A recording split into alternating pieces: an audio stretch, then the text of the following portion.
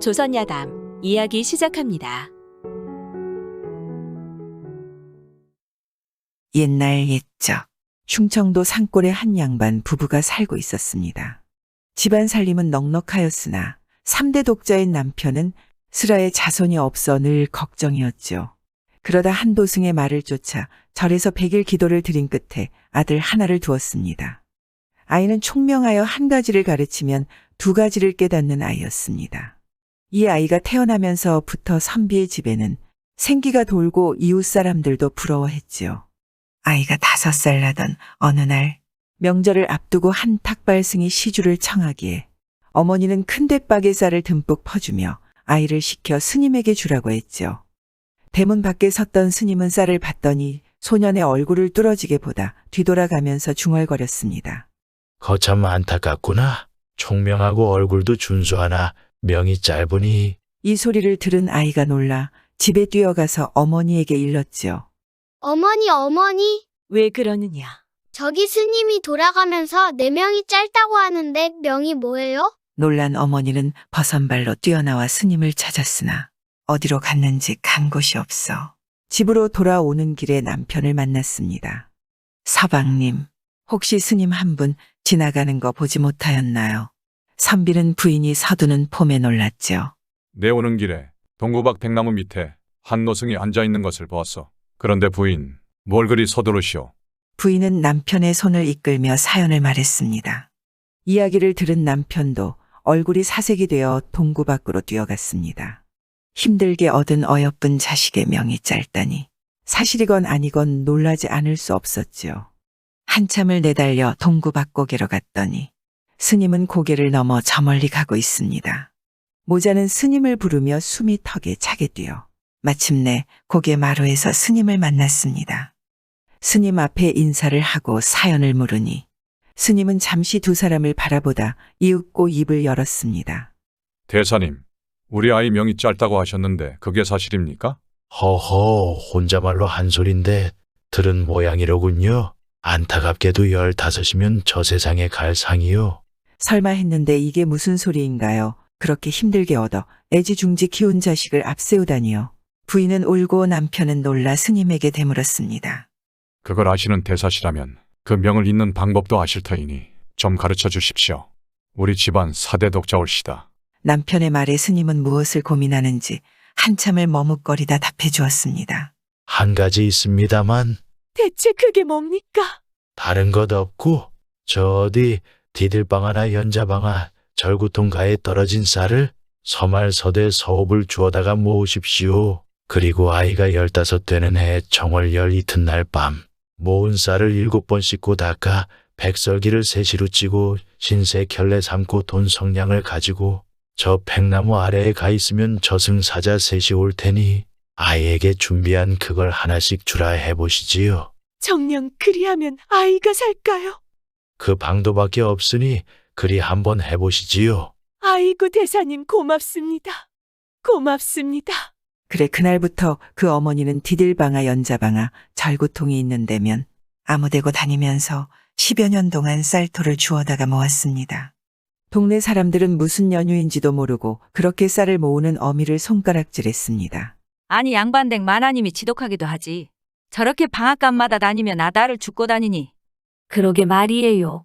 양반 채통이고 뭐고 얼마나 부자가 되겠다고 참.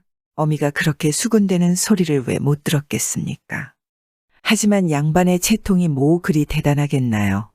자식만 살릴 수 있다면 무슨 욕이건 손가락질이건 다 참을 수 있었습니다. 그렇게 10년간 쌀을 모으니 쌀이 정말 서말서대 사업이 되었죠.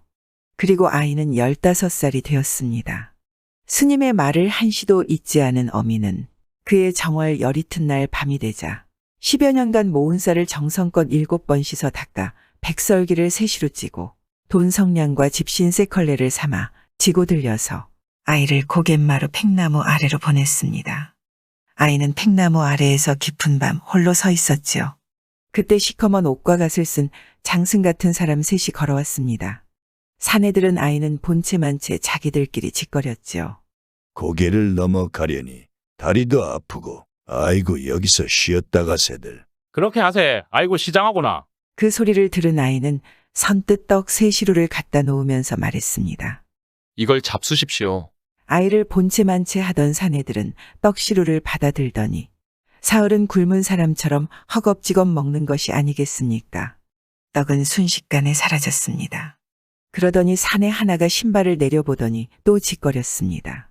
아이고, 신발도 다 떨어졌구나. 아이는 그 소리를 듣자마자 사내들에게 얼른 신을 한 켤레씩 주었지요. 사내들은 또 아무 말 없이 신을 받아 신었습니다. 그러더니 이번에는 그중 한 사내가 아이를 빤히 보더니 머뭇머뭇거리다 말했죠. 오기는 왔다면서도 갈 여비가 없네. 이 말을 들은 아이가 또 얼른 돈 한 냥씩 주니까 받더니 말했습니다. 내 놈은 대체 누군데 이렇게 대접을 잘하느냐? 예, 고개 아랫 마을에 사는 아무개입니다. 그래, 그럼 내 나이가 올해 몇이냐? 15이옵니다. 오늘 우리가 잡으러 가는 놈이 바로 이 놈이구나. 이거 우리가 이렇게 대접을 잘 받고 잡아가기가 못한데 어쩌지? 야, 저놈이 우리한테 떡도 주고 신도 주고 돈도 줬는데 차마 잡아갈 수가 없으니 다른 놈을 대신 잡아가면 되지 않느냐? 그게 좋겠다. 그리하여 저승사자들은 아이 대신 다른 15 먹은 아이를 저승으로 데려갔습니다. 그러나 염라대왕이 이를 모르겠습니까?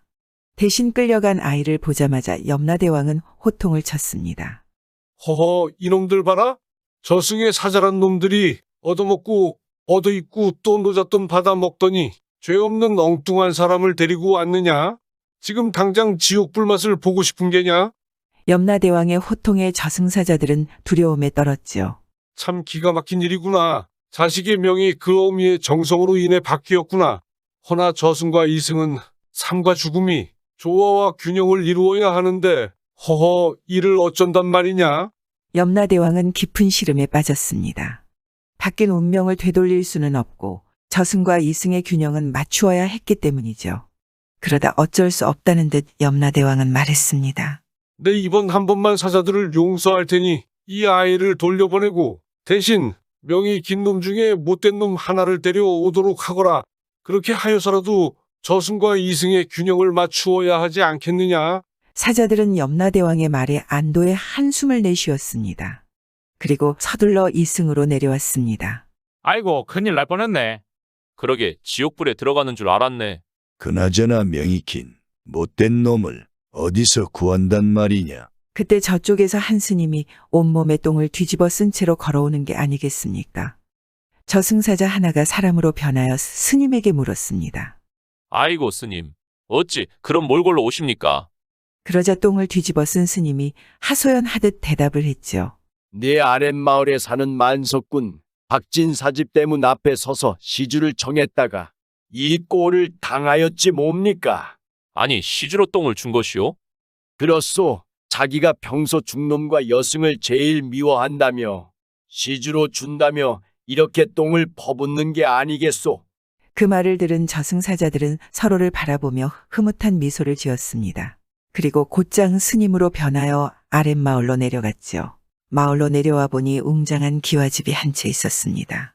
박진사의 집이었죠. 스님으로 변한 저승사자들은 목탁을 두드리며 시주를 청했습니다. 한참 있다가 누군가 씩씩대며 똥바가지를 들고 나오는데 박진사였습니다. 저승사자들이 박진사의 얼굴을 보니 백수를 넘겨 오래오래 살 관상이었죠. 이놈이다. 이놈을 데려가면 염라대왕도 죄를 용서해 줄 것이다. 이렇게 생각하고 있는데 대뜸 저승사자들을 향해 똥을 퍼붓는 게 아니겠습니까? 똥을 뒤집어 쓴 저승사자들이 놀라 똥을 털어내는데 박진사가 말하였습니다. 내 평소 미워하는 자가 중놈과 여승이다. 밥 갈지 아니하고 길쌈하지 아니하며 놀고 있고 놀고 먹으니 이는 백성의 좀이다. 내 쉰 밥이 썩을지언정 어찌 너희 같은 놈들에게 밥을 주겠느냐? 박진사가 그렇게 말하고 대문을 쾅 닫고 들어가는데 갑자기 마른 하늘의 벼락이 치지 않겠습니까? 결국 10년 동안 쌀 알을 주워 모은 어미의 정성으로 단명할 운명이던 그 아들은 살았고 장수할 운명이던 박진사는 다른 사람을 함부로 대하다 주어진 명대로 살지 못했습니다. 사람이 타고난 운명을 바꿀 수 있다고 누가 알겠습니까?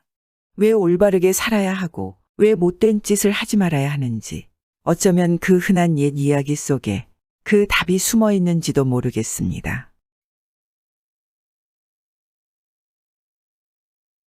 구독과 좋아요와 함께 오늘도 좋은 날 되세요.